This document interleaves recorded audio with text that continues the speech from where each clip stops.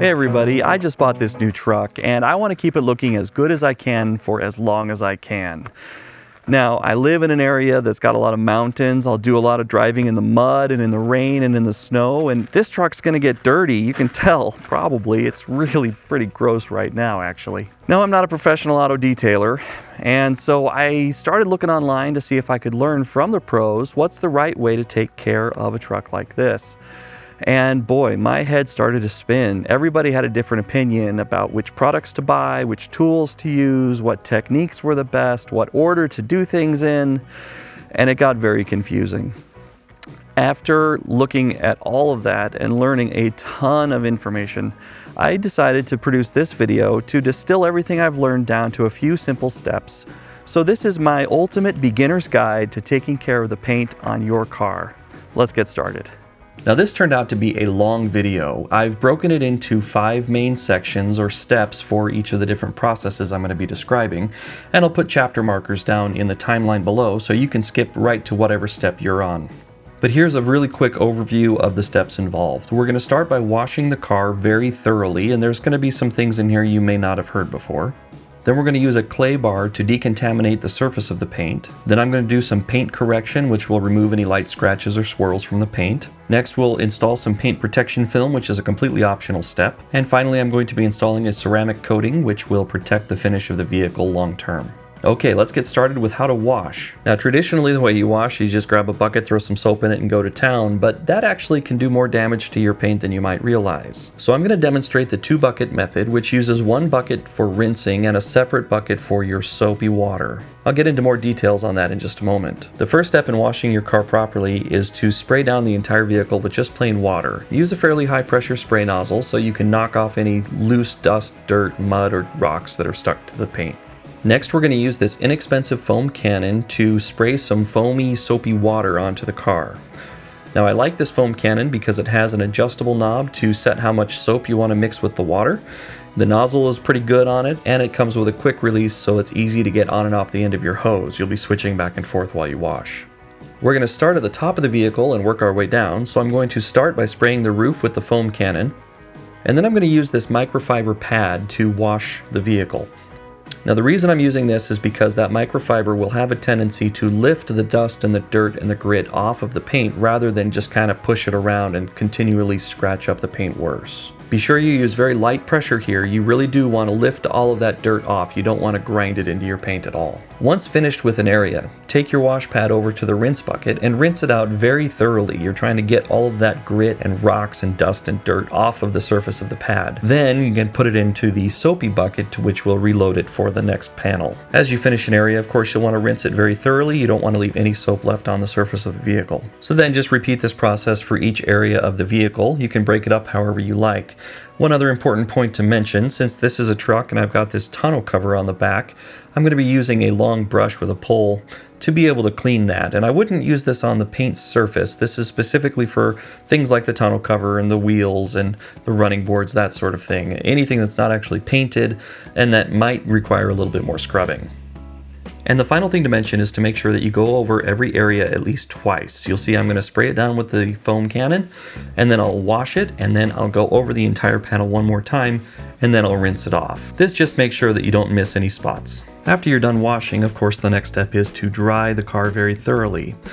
Now I'm going to be using these microfiber towels to do the drying, and you may notice they're really pretty small, but they're very thirsty towels. They do a great job soaking up the water. And these towels are a little bit unique in that once they get kind of loaded and saturated, you can just squeeze them out and keep right on going. In fact, they do the best job of picking up water once they're already damp. Just like with washing, you want to start at the top of the vehicle and work your way down while you're drying. And as I mentioned, when your towel gets full, just wring it out. Make sure you get all of the water out of the little nooks and crannies up in the grill and everywhere else. You want the car completely dry for some of the steps we'll be doing later on. Now would also be a great time to remove any accessories that you want to make sure you can clean behind. In my case, I'm going to be removing the license plate holder, and I'm also going to remove this wind and bug deflector that I've mounted on the front of my hood. So when I first installed this bug deflector, I followed the instructions and stuck these little bump stops right to the surface of the paint, and I regret doing that. I really should have put them on the back of the bug deflector instead. So when I pulled those off, they left a little bit of residue from their adhesive, and I'm going to be using some Goo Gone to slowly and gently dissolve that adhesive without damaging the paint.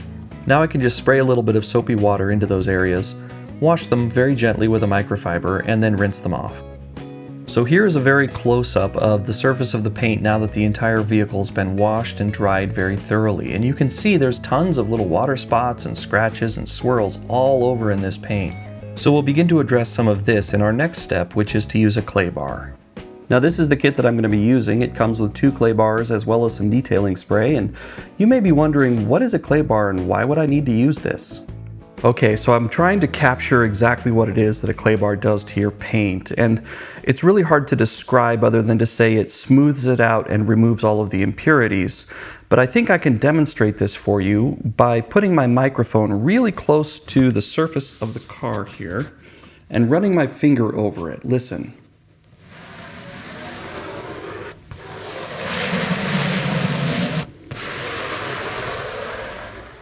So even though this car is more or less brand new, it definitely has a lot of contaminants and junk adhered to the clear coat of the paint, and the clay bar will remove that.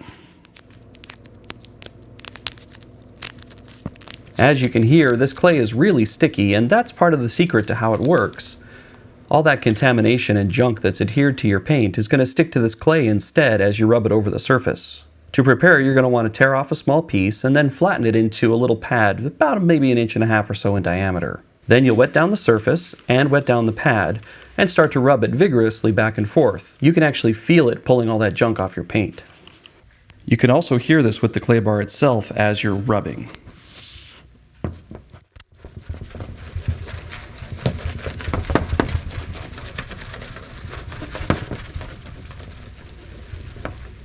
Hear how the area I've already gone over is very quiet.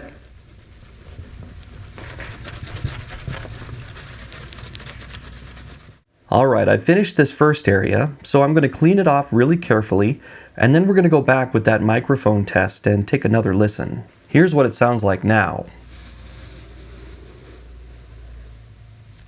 And as a reminder, here's what it sounded like before I used the clay bar.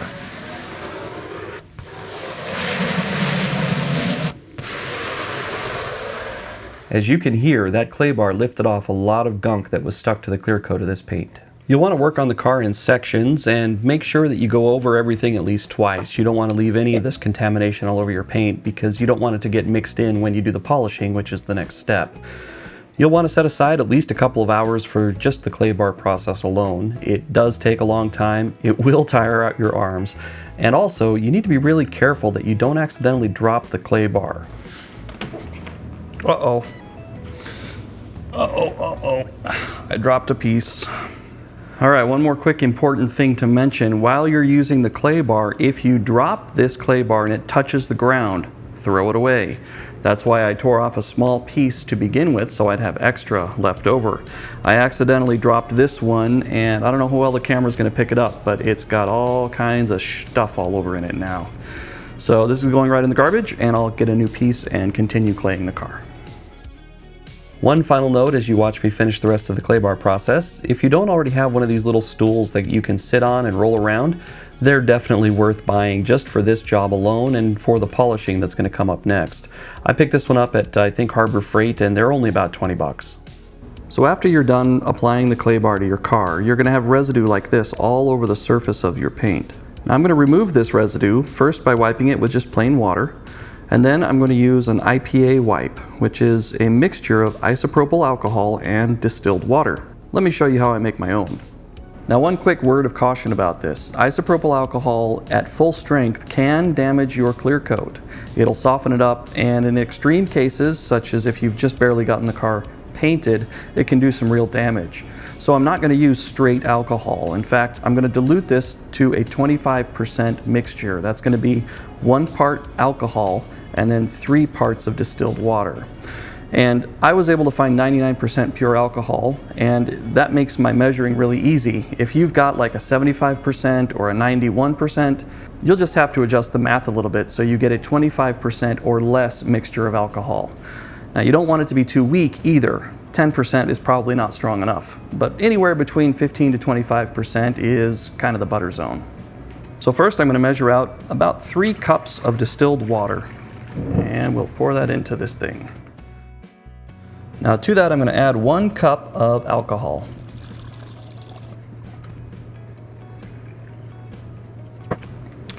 Put our lid on it, give it a good shake, and we're ready to go. Now the reason you want to use an IPA wipe at this stage is because the next step is going to be to buff the paint. So I'm going to be using my dual action polisher with some cutting compound. And this alcohol is going to remove any waxes, sealants, any other treatment that was put on either by the dealer, or maybe if you're doing this to an older car, any prior work that's been done on the paint. This will strip it all off. So you'll have nothing but the bare paint there, which will make your polisher and compounds work much more effectively. You don't need to use a lot of pressure with the IPA wipe. Just let the alcohol do the work. With the car completely cleaned and dried, I'm ready now to start the paint correction. But before I do, I wanted to pause here and show you exactly what it is that I'm trying to correct on the paint. As you can see here, there's lots of little spots. These are hard water deposits. And there's also lots of really light little scratches. This is really common with brand new vehicles. They sit on dealer lots, they get rained on, the dealer puts them through an automatic car wash, people come and test drive them, they lean up against them. Brand new cars just don't have perfect paint. Now I know this looks really severe here, but again, I've set up the camera and the lighting to really accentuate these. In reality, they're very light and very faint, and as a result, the polishing compound that I've chosen is a very light cut and high polish compound. Let me get into more details about exactly what I mean by that. So a big part of what has been intimidating for me for this project has been that when I started researching to determine how do I best polish the paint on my car, there are about 1,000 different videos and write-ups about how to do it with as many different opinions. And after watching, I don't know how many videos trying to figure out what's the best recommended, is there just like the gold standard for how to do this? I settled on using this Menzerna polish, and I'm not saying this is necessarily the best stuff in the world or the one that you should necessarily use, but it's what I'm going to use. And the reason is because this offers a very mild level of cut, yet a very high level of gloss. And since the paint on my truck is brand new and has not got a lot of deep scratches and tons of swirls, this should be just exactly the right kind of polish. Now, if the paint on your vehicle is in a lot worse condition than this and has a lot of scratches and tons of swirls, you'll probably want a compound that has a lot more cut to it, and you'll want to go over the entire vehicle once with that and then come back with a finishing compound more like this. Now, you're also going to need a dual action polisher like this. And I like this one because A, it was pretty inexpensive, but it has a nice on-off switch in a good location. It also has a variable speed that you can set, and it goes from 1 all the way up to 6, and the speed variability is actually very good. And it also has a very soft start, so when you hit the switch to turn it on, you can see it starts up very gently. It doesn't go crazy right off the hop. You're also going to need some good polishing pads like these. I got a whole set of them that come in different colors, and the different colors indicate how strong they are or how stiff they are and how much they will cut the paint. And I like these because it's got this cut pattern in it, kind of squares, that are going to help absorb the spent product and also just make the pad last longer. Now, the polisher that I ordered comes with a couple of pads all on its own, and the reviews of those say that they're okay, but I really wanted to get a pad that seemed to be an excellent product, so this is what I'm going to be using. So this backing plate is just covered with Velcro hooks, and the back of these pads has got the loop side. Make sure that you center this as well as you can on there. Once you put it on, you can spin it around to see how off center it is. That was not very good. I'm going to try it again. There we go, that's not bad. Make sure it's attached really well.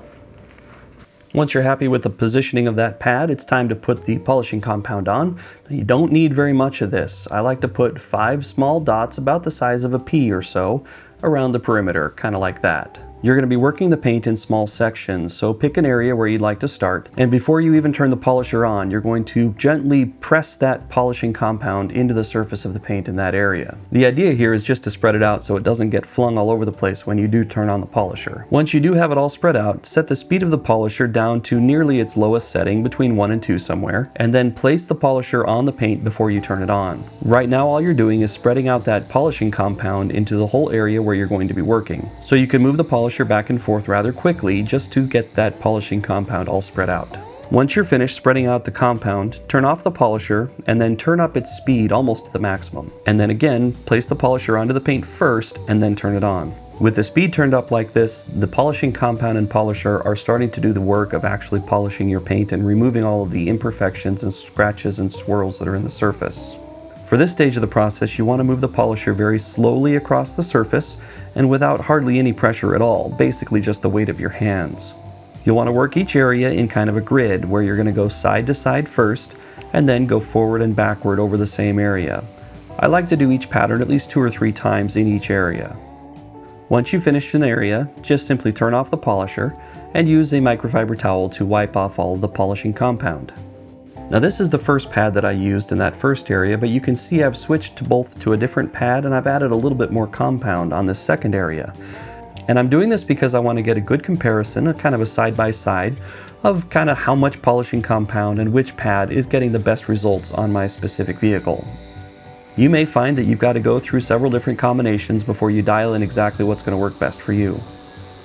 Just as in the first area, I spread out all the polishing compound first, and then with the polisher set to a high speed, I move back and forth very slowly and then switch it up to go forward and backward in a grid pattern, multiple passes on each area. Note that I've sped up this footage here so you can see the whole process without it taking as long as it really did in real time. After you've finished a few areas, it's time to inspect your work so you can determine which pad and compound combination is going to be right for you. Okay, I've turned down the lights in the garage because next I want to talk about how to inspect your work as you go. Now you can buy a really expensive paint inspection light, but you really just need a really bright flashlight. I've got an LED light here that I don't know if you can get this exact one anymore. I've had this one for a number of years, but I'll leave a link down to some other ones like this that will work just fine. It's just a simple push button and it's very bright. And we're going to use this to inspect our paint to see how well we're doing. And this requires a little bit of fine tuning and kind of playing with it to get the angles right and figure out where to hold the light in relation to your eye. I'm going to see if I can capture the effect on camera so you can see what you're looking for. Okay, so here we are up on the hood of the truck, and I'm holding the flashlight up and to my right, kind of as far as my right arm can extend. And as we sweep that light and the camera over this part of the hood, you can see there's still lots of swirls and scratches in the paint. Now, if I then move over to this other panel, you can see those are all gone. So this area is one that I've already polished, and over here, I have not started yet. So this is kind of the before and the after. So this particular arrangement for the light works for me. I like to just hold it, like I said, kind of at arm's length up and to my right, but you can move it around to get different angles and perspectives to see what it does to the swirls and to get a better idea of the progress that you're making. Now, if we move back over to this panel that I have finished, it isn't quite perfect. If you move around enough, you will be able to see a couple of small little swirls that are still there. So I think I'm going to try one of my heavier cutting pads, but I'm going to stick with the same compound. And if I can't get those swirls out, then the next step, of course, is to go to a little heavier cutting compound. And I'm going to do it in that order because I don't want to cut any deeper than I absolutely have to on this finish. So start with the lightest compound you think will get the job done. And then if you find that that's not heavy enough, then you can move to something heavier and then come back for the lighter one for the final polish. Once you've determined the right combination, then it's just time to go over every square inch of the paint on the vehicle. And while it looks like I'm working pretty fast here, keep in mind this process will take several hours at least to complete. One final thing to say about polishing, and that is between each section you need to clean out your polishing pad. All of the spent polishing compound, as well as whatever you're cleaning off the surface, is going to wind up getting stuck into the pad, and you've got to get it out for it to stay effective. I found the easiest and fastest way to do this was to just use a little bit of compressed air. Turn on your polisher and then just blow from the center out or from the outside to the center. You can tell when it gets clean. It's pretty easy to see. Now, so far, all of the things that we've done to this truck have been relatively straightforward and easy processes. I mean, washing it's not hard, and using the clay bar, as you saw, is pretty easy to do. Polishing was a little bit more of a challenge because it required a little guess and test to make sure that I was using the right pad and polish combination, and All of that though is not all that difficult, and now we're going to move into a step that is a little bit more challenging. This is the installation of paint protection film, and it is, well, it can get frustrating. So if you're at all squeamish about trying to do this yourself, as much as I'm a huge do-it-yourselfer, it may be worth your time and money to get a protection film professionally installed. Now, having said that, let me show you how I'm going to install my own paint protection film, and then you can decide if it's worth it for you to do it yourself as well. Now, the paint protection film I'm going to be installing today is laser cut specifically for this vehicle. And I bought it from a company on Amazon that after I made the purchase, they contacted me and said, you know, send me some pictures of your car and give us exact specs of exactly what it is. And that way I'm guaranteed that this will fit perfectly and is already cut out to the exact shape that I'm going to need. Now, it arrived nicely packaged on this big roll here. It's probably a little bit hard to see, but these sheets, I can see the film has been laser cut, and only the pieces that I actually need are here. I'm not going to have to try and separate out little pieces. So I'm pretty happy with how this film arrived, and I think it's going to be a nice fit on the truck.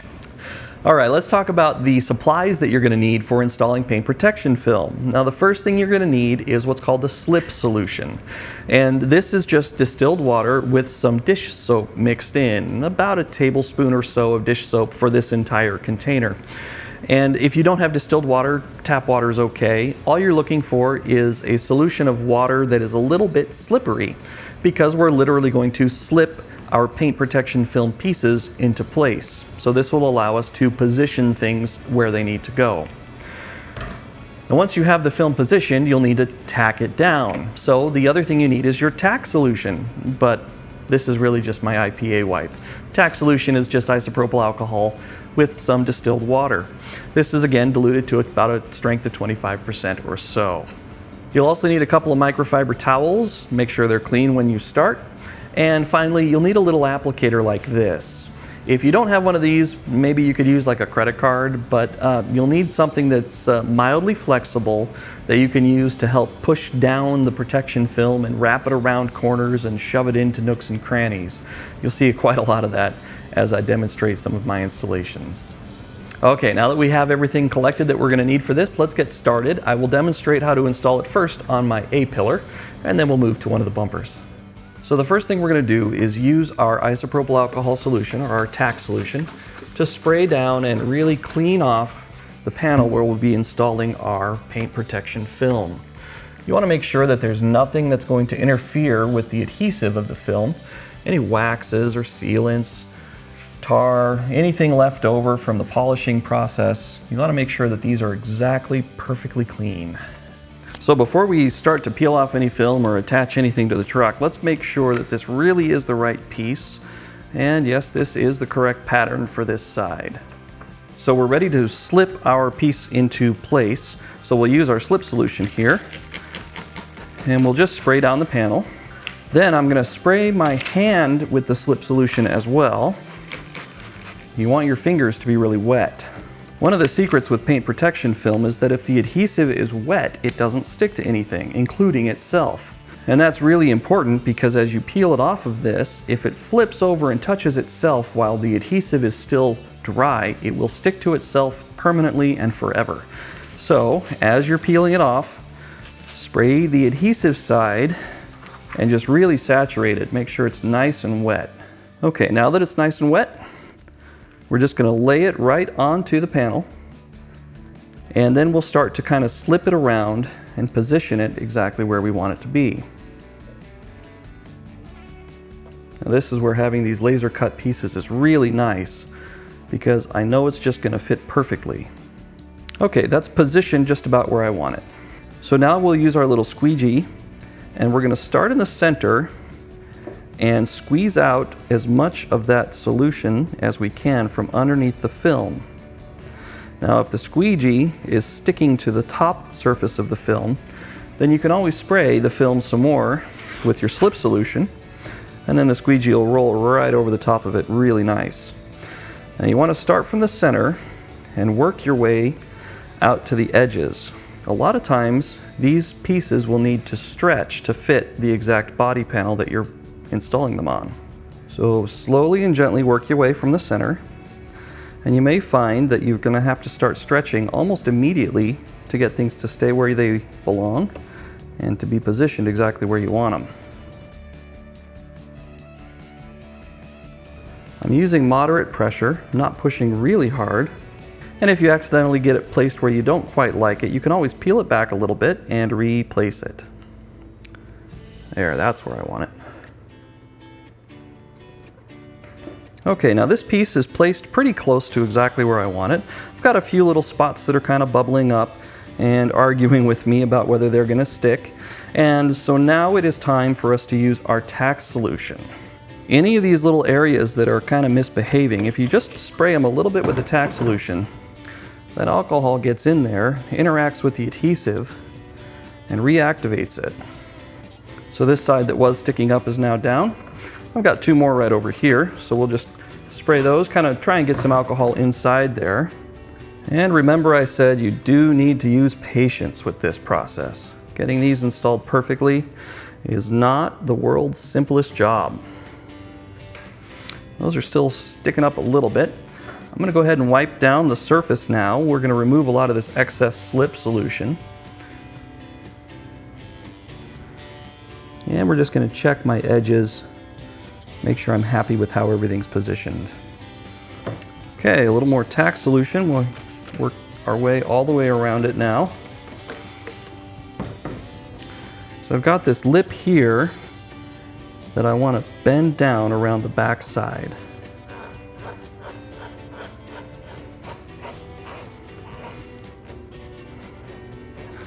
You may find your fingers work better. You may find that the tools, the squeegees, any of the tools that come with your kit may do a better job. Just use whatever is working for you. And finally, on this bottom edge here, we'll use our tack solution and the squeegee again to kind of tuck that down and around the bottom of this pillar, just barely. So it tucks in and is kind of in that seam and hidden. I don't know how well you can see this on camera, but I'm focused right on the line at the end of the film. This stuff really is completely transparent. And as you can see, as soon as you get a few inches away from the A-pillar, you can't even tell that it's there. Now, of course, even though it's called paint protection film, it doesn't have to just be installed on painted surfaces. You can install it on just about any part of your car you'd like. My kit came with sections to cover my headlights, so here I'm installing it on the passenger side headlight. As you can see, the process is exactly the same. You'll slip the film into position and then use the tack solution to tack it down. One thing that's a little bit unique about headlights and other curved surfaces is you will have to stretch the film out so that it will cover that surface correctly. So after I've tacked down the side near the grille, I come around to the side that's near the door and kind of stretch and pull on that and then use the tack solution to tack it down. Earlier I mentioned that applying some paint protection film can require a lot of patience and does take some time, and this is a good example of that. Go slow, be patient, take your time, and it'll turn out great. Okay, I've finished installing all of the paint protection film, so the final step I'm going to take to protect the finish of my new truck is to install a ceramic coating. Now I counted, and there's about 675,000 different ceramic coatings that you can choose to install, especially in a do-it-yourself environment like this. It's really hard to know which one's the best one to use. Ultimately, I decided to go with Armor Shield 9 from Avalon King. And this is not necessarily saying it's the best one, it's the one I've chosen. You should do some research and decide which one you want to install on your vehicle. But I will say that Armor Shield 9 is very do-it-yourself friendly.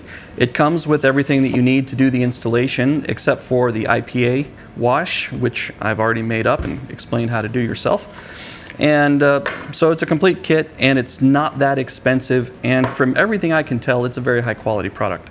Now, no matter which ceramic coating you choose, the first thing you need to do before you install it is to make sure that your paint surface is perfectly clean. Nothing can be on it at all, or the ceramic coating won't adhere very well.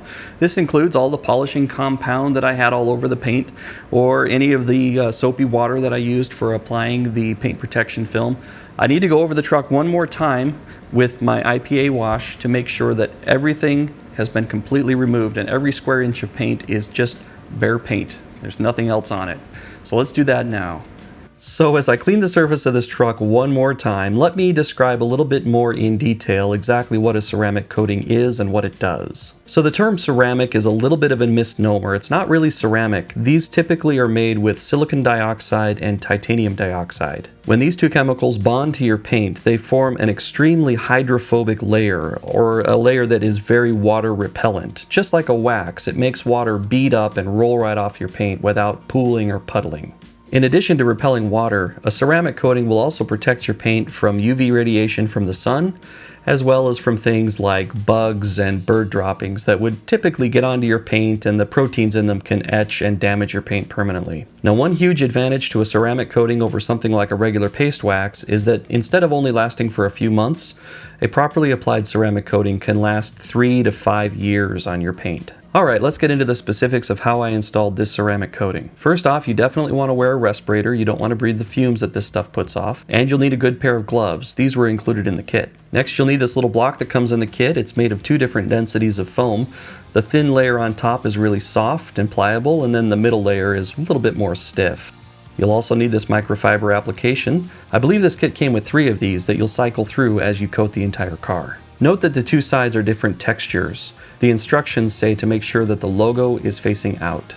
So with this logo facing out, wrap this microfiber around the applicator pad, making sure that you have wrapped it against the squishier side of the pad. That will help make sure it conforms to the curves of the shape of your car. Next, shake up the product really well, and then apply a few drops to the top surface of the pad. When you're first starting and the pad is completely dry, you'll need to use a few extra drops, but then later as you reload the pad, you'll only need to use 3 to 5 drops. And we'll be applying this in sections that are about 2 feet by 2 feet. Start by going back and forth in one direction across the entire area, and then switch 90 degrees and go back and forth in the other direction across the same area. After you've covered the entire area in both directions to make sure you didn't miss any spots, set a timer for the right amount of dwell time based on the ambient temperature. Consult the instructions to know how long you need to set your timer. When the timer goes off, you'll wipe it off with a microfiber towel. This is the one that comes included with the kit, and it's very high quality. Buff out the entire area, again going in both directions. Make sure that you wipe off all of the remaining product. Then move on to your next area, and I like to make sure that I overlap the areas a few inches so that I don't leave any accidental gaps anywhere. Follow the same pattern of doing sections at a time all over the entire exterior of your vehicle. Most ceramic coatings can be applied to not just the paint, but also any of the plastics or rubbers or any of the other exterior pieces of your vehicle. One final thing to note, don't get the vehicle wet for at least 2 days, and don't wash it for at least a week after you've done this. However, after the right amount of time has elapsed, this is the effect that you can expect to see. I've just taken this truck off-roading, and it's really covered in dirt, and you can see it all just magically falls right off with nothing more than a simple rinse. I don't even have to wash the vehicle with a scrub pad or soap or anything. It's just water. And you can see from these shots that the water doesn't sheet or pool on the paint at all. It immediately beads up and rolls right off. So here's a few gratuitous after shots that show what the truck looks like after I've done all of these steps. And I think it looks amazing. The paint is extremely deep in color, very, very glossy, and really reflective. I think it looks amazing, and the way that it repels water and dirt has been outstanding. I actually finished this project about 4 months or so ago, and this vehicle has been the easiest to keep clean out of any that I've ever owned. Speaking of keeping it clean, let's briefly touch on the upkeep required now that I've done all of these steps. I want to keep it looking nice, of course. Really all that you have to do is wash it using that 2-bucket method that I demonstrated earlier about once or maybe twice a month. As I showed, you'll find that the washing is much easier with that ceramic coat, though it is still possible to get light scratches if you're not careful about where and how you get it washed. Since this is a truck and I do take it off-road, I have also gotten some light pinstripes from driving through bushes and things. And to correct those, all I needed to do was go back to the polisher and polish out the sides to remove those pinstripes. Keep in mind that if you have to go back to polishing anything, then you will have to reapply the ceramic coating. Well, that's going to finish it up for this one. I hope you've enjoyed this video and maybe even learned a little something. If you did, you can hit me with a thumbs up down below. Let me know I did a good job. And if there's something I could have improved upon or something you'd like to let me know that I could have done better, you can let me know about that down in the comments down below as well. And if you'd like to see more content like this, of course, you can think about subscribing, but there's no pressure there. And as always, thank you very much for watching.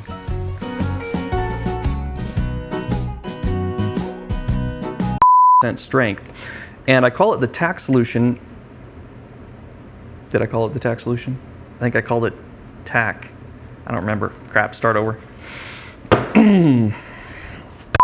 If that's all you got, that's fine. Rambling. We even rolling? We're rolling. I'm rambling. I'm stalling actually because I don't want to do this to my truck.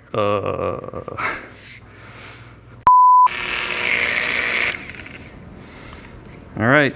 I should quit stalling and start polishing my paint.